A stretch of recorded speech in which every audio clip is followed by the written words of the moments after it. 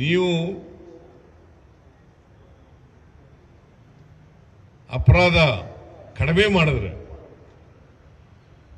Drugs ಮುಕ್ತ ರಾಜ್ಯವನ್ನಾಗಿ ಮಾಡಿದ್ರೆ, cyber ಕ್ರೈಮ್ಗಳನ್ನು ಕಡಿಮೆ ಮಾಡಿದ್ರೆ ಸರ್ಕಾರ ಎಲ್ಲ ರೀತಿಯ ಸಹಕಾರವನ್ನು ಕೊಡಲಿಕ್ಕೆ ತಯಾರಾಗಿದೆ ಅಂತಕ್ಕಂಥ ಮಾತುಗಳನ್ನು ಹೇಳಲಿಕ್ಕೆ ಬಯಸ್ತೇವೆ.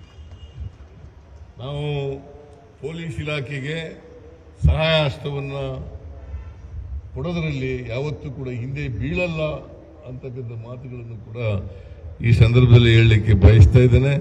ನಾನು ಬಂದ ಮೇಲೆ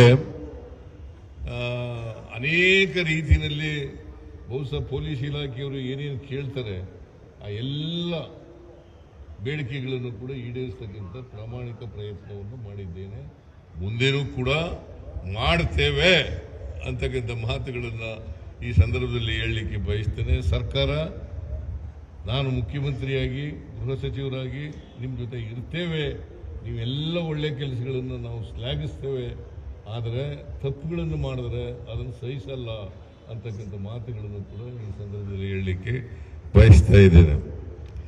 ಬೆಂಗಳೂರು ಒಂದು ಸೇಫ್ ಸಿಟಿ ಆಗಬೇಕು. ಬೆಂಗಳೂರು ಬಹಳ ಜಗತ್ತಿನಲ್ಲೇ ಹೆಚ್ಚು ಬೆಳೀತಾ ಇರ್ತಕ್ಕಂಥ ರಾಜ್ಯ, ನಗರ. ಈ ನಗರ ಸೇಫ್ ಸಿಟಿ ಆಗಬೇಕಲ್ಲ, ಈ ಸೇಫ್ ಸಿಟಿ ಮಾಡಲಿಕ್ಕೆ ನಿಮ್ಮೆಲ್ಲ ಪ್ರಯತ್ನವನ್ನು ಕೂಡ ಮಾಡಬೇಕು. ಯಾಕಂತಂದರೆ ಯಾವುದೇ ಜನರಿಗೆ ನಾನು ನಿರ್ಭಯವಾಗಿ ಬದುಕಲಿಕ್ಕೆ ಸಾಧ್ಯ ಆಗ್ತದೆ ಅಂತಕ್ಕಂಥದ್ದನ್ನು ಆಗಬೇಕು.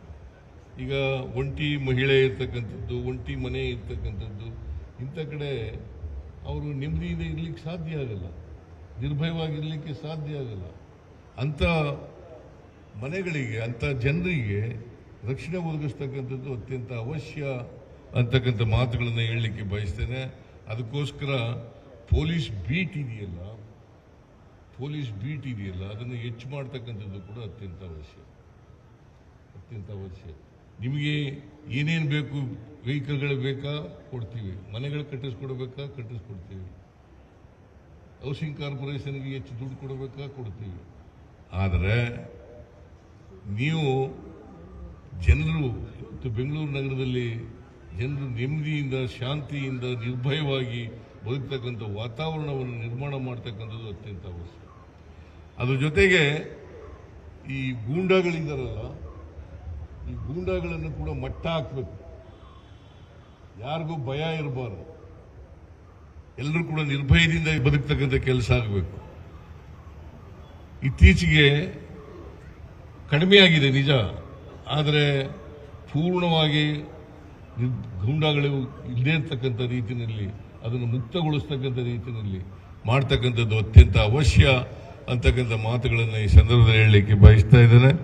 ನಾನು ಏನೇನು 25-26ನೇ ಬಜೆಟ್ನಲ್ಲಿ 2025-26ನೇ ಬಜೆಟ್ನಲ್ಲಿ ಏನೇನು ಮಾಡಿದ್ದೀವಿ ಅದನ್ನೆಲ್ಲ ಹೇಳಲಿಕ್ಕೆ ಹೋಗಲ್ಲ.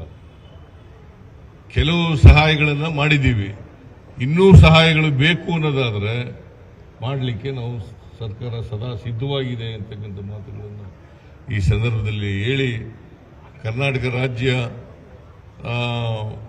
ನೀವು ಒಳ್ಳೆಯ ಹೆಸರನ್ನು ಪಡಿಬೇಕು. ಇಡೀ ದೇಶದಲ್ಲಿ ಕರ್ನಾಟಕ ರಾಜ್ಯದ ಪೊಲೀಸು ಉತ್ತಮ ರೀತಿಯಲ್ಲಿ ಕೆಲಸ ಮಾಡ್ತಾ ಇದೆ ಅಂತಕ್ಕಂಥ ಹೆಸರನ್ನು ಪಡಿಬೇಕು. ಅದಕ್ಕೋಸ್ಕರ ನೀವೆಲ್ಲ ಪ್ರಯತ್ನಗಳನ್ನು ಮಾಡಬೇಕು, ಮತ್ತು ಪ್ರಾಮಾಣಿಕತೆಯನ್ನು ಮೆರೀಬೇಕು ಅಂತಕ್ಕಂಥ ಮಾತುಗಳನ್ನು ಹೇಳಿ, ಈ ದಕ್ಷತೆ, ಪ್ರಾಮಾಣಿಕತೆ ಅದು ಯಾರ ಸ್ವತ್ತು ಅಲ್ಲ, ಮಾನಸಿಕವಾದಂಥ ನಿರ್ಧಾರ. ಈ ಮಾನಸಿಕವಾದಂಥ ನಿರ್ಧಾರವನ್ನು ಮಾಡ್ತಕ್ಕಂಥದ್ದನ್ನು ನೀವೆಲ್ಲರೂ ಕೂಡ ಮಾಡಬೇಕು ಅಂತಕ್ಕಂಥ ಮಾತುಗಳನ್ನು ಈ ಸಂದರ್ಭದಲ್ಲಿ ಹೇಳಿ, ಮತ್ತೊಮ್ಮೆ ಎಲ್ಲ ಮುಖ್ಯಮಂತ್ರಿಗಳ ಪದಕ ಪುರಸ್ಕೃತರಿಗೆ ಅಭಿನಂದನೆಗಳನ್ನು ಹೇಳಿ, ಅವರಿಗೆ ಆಯುಷು ಆರೋಗ್ಯಗಳು ದೊರಕಲಿ, ಅವರ ಕುಟುಂಬ ವರ್ಗದವರಿಗೆ ಸುಖ ಸಂತೋಷ ದೊರಕಲಿ ಅಂತೇಳಿ ಆಶಿಸಿ ನನ್ನ ಮಾತುಗಳನ್ನು ಮುಗಿಸಲಿಕ್ಕೆ ಬಯಸ್ತಾ ಇದ್ದೇನೆ. ನಿಮ್ಮೆಲ್ಲರಿಗೂ ಶುಭಕಾಮನೆಗಳು. Thank you very much. ಜೈ ಹಿಂದ್, ಜೈ ಕರ್ನಾಟಕ.